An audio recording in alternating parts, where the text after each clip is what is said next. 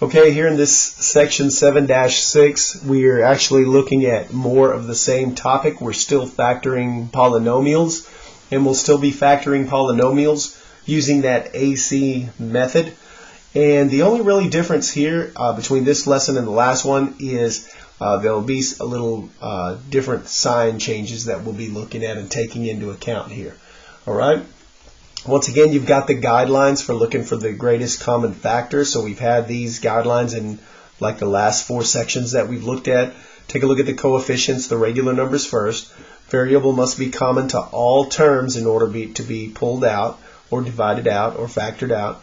And if the variable is common, then you're going to take the one with the smallest exponent to divide out. And divide all terms by the greatest common factor to get the remainder in parentheses. So don't forget that those guidelines are there to help you if you get stuck.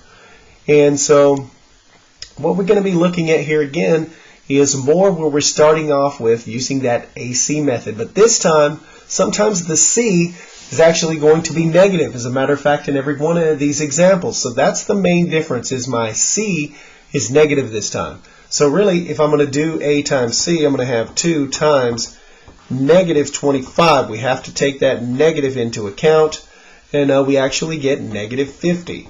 So what I need now to try to break this up into is 2 numbers that multiply together to get negative 50. But at the same time, since this is negative, they'll have to, when they combine together, they'll subtract. So they'll subtract to get a negative 5. And so what I need to do is figure out 2 numbers to multiply together whose product is negative 50, but whose difference right here is going to be negative 5. So let's think about what numbers we can use here. 2 and negative 25, the difference there is not going to be negative 5, doesn't work. Let's keep thinking here. What else could be 50? Maybe 10 times 5. All right, so if I have 10 and 5, the difference of 10 and 5 is 5, so that works. So I'm going to use 10 and 5. So it'll be x squared. Now, how do I use 10 and 5? Like, how do I break negative 5x up into a sum of 10 and 5? Well, since it's negative, I need my biggest number, my 10, to be negative. So it's going to be negative 10x and then plus 5x, and then I have my minus 25 on the back. So again, negative 10 times 5 is negative 50, so the product is what it's supposed to be. And when I combine negative 10 plus 5, I get negative 5 in the middle, so we're good there. So I've rewritten this middle term as a sum of negative 10x plus 5x. And again, once you do that and make it match this product with the AC method, it's going to allow us to be able to factor by grouping to where that we can factor out and come up and get the right answer. So I'm going to pull out a 2x here, and so out of this first group, and when I do, that divides out and leave me with x. Minus is my sign. 10 divided by 2 is going to be 5, and then the x cancels out. So here I'm going to pull out a plus 5. When I do, I'll be left with x minus 5. And remember, the whole goal when you're factoring by grouping is to make these parentheses match so that we can pull it out in the next step. So I'll be pulling out an x minus 5, or dividing out an x minus 5. And when I do, it'll make those parentheses cancel. So if you want to see what's left, just put your finger over those 2 sets of parentheses. It's 2x plus 5. So in the next set of parentheses, I'm left with 2x plus 5. And there's your answer. It's always good to double check if you're not sure. X times 2x is going to be 2x squared. Negative 5 times positive 5 is negative 25. And then negative 10x plus 5x makes negative 5x in the middle. And we're in good shape. On to the next one. We're going to multiply a times c. So that's going to be 4 times negative 3. And when I multiply that out, that's going to be negative 12. So what am I looking for here? I'm looking for 2 numbers that multiply together to get me negative 12, but at the same time combine in the middle to get positive 4. So 2 numbers that multiply to make negative 12, but at the same time whose difference is going to be a 4. And so let's see here. 4 and 3 doesn't work, right? The difference is only 1. Let's see. Next we can go with 6 and 2. 6 minus 2 is 4, so that works. So I'm going to go 4x squared plus 6x minus 2x minus 3. All right, so when the c is negative, one of these has to be positive and one has to be negative. Which one is positive? All right, the biggest one of the sign needs to be positive. In other words, if it's positive, then my 6 needs to be positive. If it's positive, my biggest number has to be positive. If this number is negative, my biggest number has to be negative. Like in the last one, the middle term was negative, so my biggest number, which is 10, has to be negative. Here, my middle term is positive, so my biggest number, which is 6, has to be positive, so that when I do 6x minus 2x, I get a positive 4x in the middle. Ready for factoring by grouping. Put these together, put these together. On the first set, I can pull out a 2x, all right, because the biggest number between that I can pull out between 4 and 6 is 2, and then x squared and x is x. When I divide that out, I'm going to be left inside the parentheses with 2x and then plus 6x divided by 2x is going to be 3. The x cancels out. Here, I'm going to pull out a negative 1 because remember I need this set of parentheses to be positive. So I'm going to pull out a negative 1, which is in essence going to change the sign of my parentheses here, which is going to make 2x plus 3. And we're in good shape, and we got it. Let's see, what else do we want to look at here? Now that these parentheses match, that's what I want. I can factor that whole thing out. And remember, what's left in the other parentheses, you can tell by covering these parentheses up, 2x minus 1 is left. Because remember, when you divide by 2x plus 3, it'll cancel here, and it'll cancel here. And what's left? 2x minus 1. And we're done. Okay? You can double check it if you feel like you need to make sure you get everything that you get here when you multiply this thing back out. Real quick check, 2x times 2x is 4x squared. 3 times negative 1 is negative 3. And in the middle, 3 times 2x, that's 6x minus 2x. Positive 4 in the middle, we're in good shape. Let's go to the next one. We want a times c. That's going to be 3 times negative 5, which is going to be negative 15. And so now I'm looking for two numbers that multiply together to give me negative 15, but at the same time they're going to combine in the middle to get a negative 2. They're going to multiply to negative 15 and then subtract to have a difference of 2.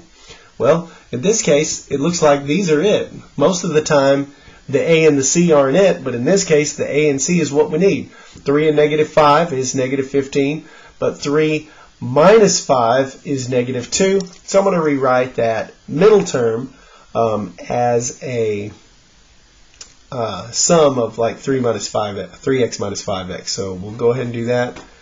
X squared. So we'll go minus 5x plus 3x minus 5. So negative 5x plus 3x is negative 2x in the middle. We're in good shape. Factor there by grouping.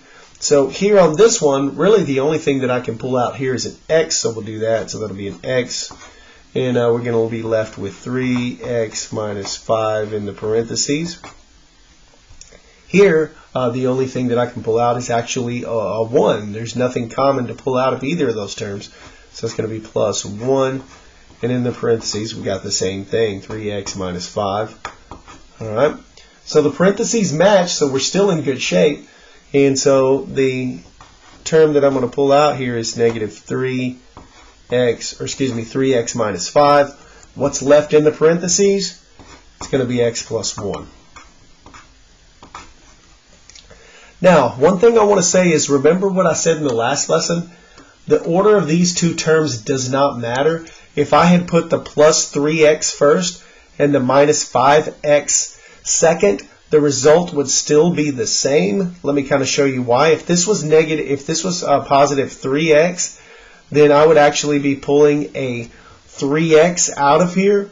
And the thing that would be left, I would be pulling a 3x out of here, and the thing that would be left when I pull the 3x out, right, would be x and then plus 1, right? So this parentheses would be x plus 1, and then this would be 3x out here. And then over here, if this was negative 5x, then and this was negative 5x minus 5, I would pull out a minus 5 here, right? And then what would be left if I pulled out the minus 5? Then it would just be an x plus 1. And so notice I would still end up with the same two sets of parentheses, except this time instead of the 3x minus 5 being the parentheses, the x plus 1 would have been the parentheses. And out here I would have had a 3x and I would have had a minus 5 there. That's the only difference, right? And so ultimately you would have ended up with the same answer. These just would have been reversed. And remember, when you're multiplying two things together, it doesn't matter if you have 5 times 3 or 3 times 5. It doesn't matter which one comes first. You get the same answer. So what I'm saying is reversing these terms, writing the plus 3x first and the minus 5x second, the only difference it would make is that these two things would just switch position. That's the only difference that it would make. You would get the same answer. So like I say, 8 times 5 is 40 and 5 times 8 is 40. So it doesn't matter which one you write first, you still get the correct answer. And if it's reversed, it's still the same. All right, on to the next one. I need a times c, which is 2 times negative 9. So that's going to be equal to negative 18. So what I'm searching for is two numbers to multiply together to give me negative 18, but at the same time, their difference is 3. Okay, so let's think about it. 2 and 9, you can try those first, but the difference there is 7 and not 3. So what else gives me negative 18? 3 and 6. 3 and 6 will work. And so because the difference of 3 and 6 is 3, so I'll go 2x squared. I need my biggest number to be positive, so that's 6. So plus 6x minus, what do we say, 3x minus 9. So again, 6 times negative 3 is negative 18, and 6x minus 3x is 3x in the middle.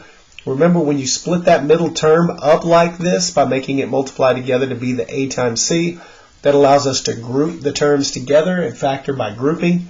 So I'll go 2x here to pull out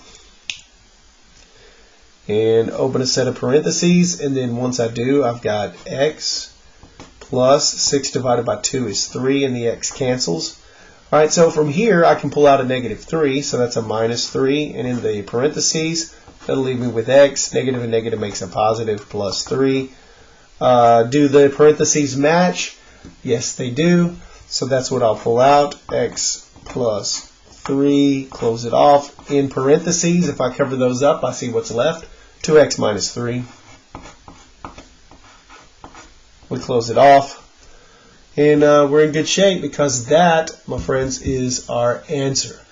All right, so with that, you are ready for quiz 7-6.